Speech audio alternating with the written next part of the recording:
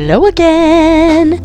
In this video, I'm going to show you how I made these earrings inspired by the movie Beetlejuice.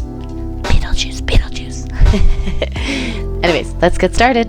First, we need to start by making the black and white stripes to emulate Beetlejuice's iconic outfit. The cool thing about this technique is you can use it to make checkerboard canes, or you can use it to border clay canes that you make. I'm going to be doing a more in-depth video on polymer clay canes because I love making clay canes. I find it super satisfying. I have a couple projects coming up where I've made clay canes, so keep your eyes peeled for that. So you want to start out by conditioning some white and black clay. Then once you've got that all conditioned, go ahead and throw both the white and the black through your pasta machine, or you can roll it out. Whatever tools you have, you do not need a pasta machine.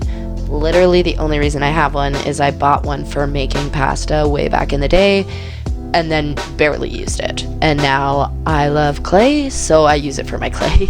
But you can roll it out with just a small rolling pin. That works too. So however thick you choose to roll out your slab is basically what's going to be the thickness of your stripes. So the thicker the slab, the thicker the stripes, the thinner the slab, the thinner the stripes. I wanted my stripes to be the focal point, so I chose to go with the thickest setting on my pasta machine. Then I just made a guide out of old packaging of a rectangle, and the reason I chose a rectangle is it just helps to reduce the amount of waste on the sides so that you can use that clay for other projects. And then you want to start stacking those, alternating from black and white. Once you get those all stacked, if you were smart, which I was not, try and make sure that your stack starts with white and ends with black, or starts with black and ends with white. They just need to be alternating, because you'll see here I use the cutter that I'm gonna use for the base of the earring as a guide for thickness, and then I cut that loaf in half and stack it on top of each other again. I wasn't smart enough to make sure that my ends were alternating, so I ended up having to cut out another slab to put in between. So if you make sure they're alternating, it just cuts out that extra step for you. Once you get that nicely stacked, just kind of pat it down nice and even just to get rid of any air bubbles. And then I threw that loaf into the fridge or the freezer for a couple minutes just to stiffen the clay up. Because as you can see, we start slicing this like, you want to make sure that the slices are even as well, because we're going to lay them flat. If you have different thicknesses, your stripes are going to start to overlap onto each other. So cut as many slices as you can from that. Then you can see I rolled out another slab of black. Get your striped slices and start laying them down vertically in alternating stripe. Again, because my top and bottom weren't alternating, I ended up with a slightly larger stripe of white, but I ended up using that to my advantage as the center of the jacket. So just keep that in mind. If you don't want that extra stripe, you might want to add another little slab on there before you start cutting your slices. Then I popped a little bit of parchment paper over top, just because black and white can transfer really easily to each other. Put that on top, and then using 2 popsicle sticks as width guides, I went ahead and just kind of rolled everything together. Now, the only thing you want to make sure you do is that you keep your stripes vertical. If you turn them horizontal and then start rolling it out, it's going to make your lines all wonky and wiggly instantly.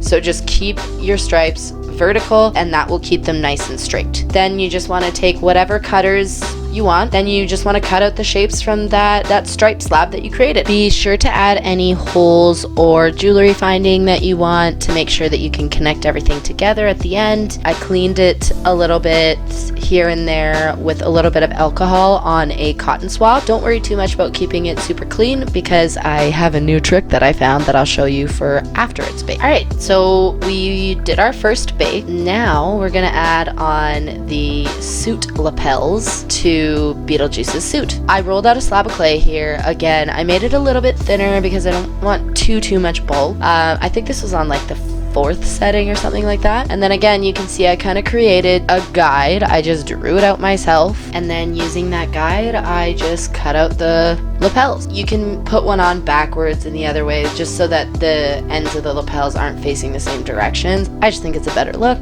but it really doesn't matter all that much. Also, you want to make sure that you have finished your baked pieces. So, cool little tip that I figured out, if you use nail polish remover, afterwards it kind of takes off the top layer of your clay. So if you get any dust or weird fingerprints or stuff like that, or transferring of clay or anything like that, it takes off that first layer. So you don't really have to worry too much about being super clean, and then it makes the stripes look even cleaner when you do that. So you want to make sure that you kind of clean the tops with your nail polish remover, and that you sanded all your edges to make everything nice and clean before you put these lapels on, because we're going to bake it again, and we just don't want to have to sand afterwards and risk sanding the lapels or screwing them up somehow. Then using a little bit of liquid clay, because you always want to use some liquid clay when you're attaching unbaked clay to baked clay. It just ensures that everything will stick. I kind of put it on my finger, put a little bit of the liquid clay onto the lapel, and then press that onto the base. And then I just went in and bent the ends of the lapel straight down rather than sideways.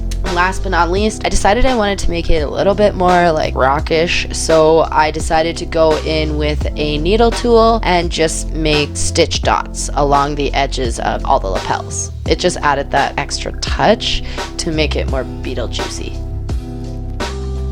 So I usually forget some sort of footage, and this video is no different. So I forgot to film myself just cutting out the bases for Beetlejuice's hair, which is going to be what we attach the earring studs to. At the end of this, you'll see that I have like little green round discs that are a little bit spiky. Just roll out a slab of clay, maybe at like a number 4 on the pasta machine, and cut out as many as you need for the tops of the earrings, and bake those when you bake the lapels. And then I also went in and I added little buttons onto the suits, and then used a dotting tool just to kind of push them in. And then you're ready to bake those too.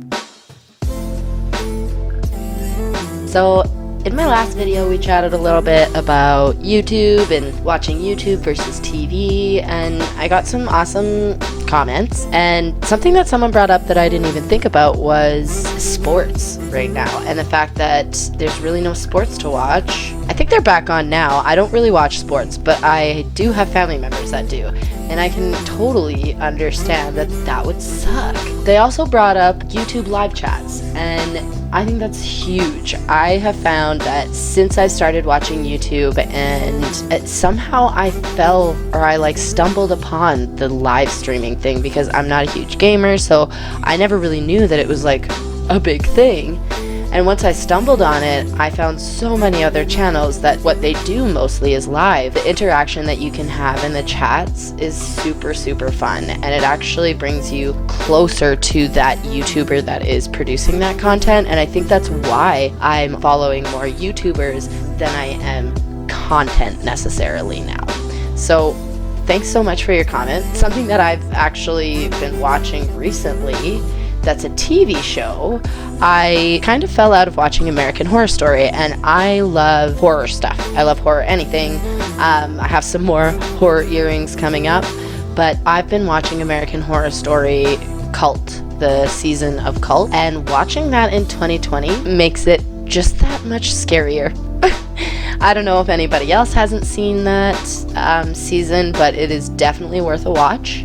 I am thoroughly enjoying it. I would love to hear what you guys thought of that season if you watched it. Anyways, back to the clay. So what I've been doing is I rolled out a snake of that green clay, and I cut it into not really even pieces, just a bunch of pieces, and then I rolled those into little cones and kind of shaped them like weird hair and put them all over the base to replicate Beetlejuice's hair for the stud of the ear. And then I forgot to show it again, but I went in and I did actually shade just the base and into the cracks and stuff with a little bit of yellow eyeshadow. Make sure that you shove an eye pin into there before you bake them so that you have something to connect the dangly bits of the earring to, and then go ahead and bake them. Once the earring studs were baked, I did take a little bit of UV resin and just put like a teardrop into the center and cured that. I was just concerned about them not being strong enough and pieces of the hair breaking off. So I thought that that was a way that I could kind of strengthen them. And then I glazed those with the polyurethane glaze, which I also did to the bases of the earrings as well. I did a couple coats on both. I usually do. I don't always show it, but that just makes it nice and shiny. Oh,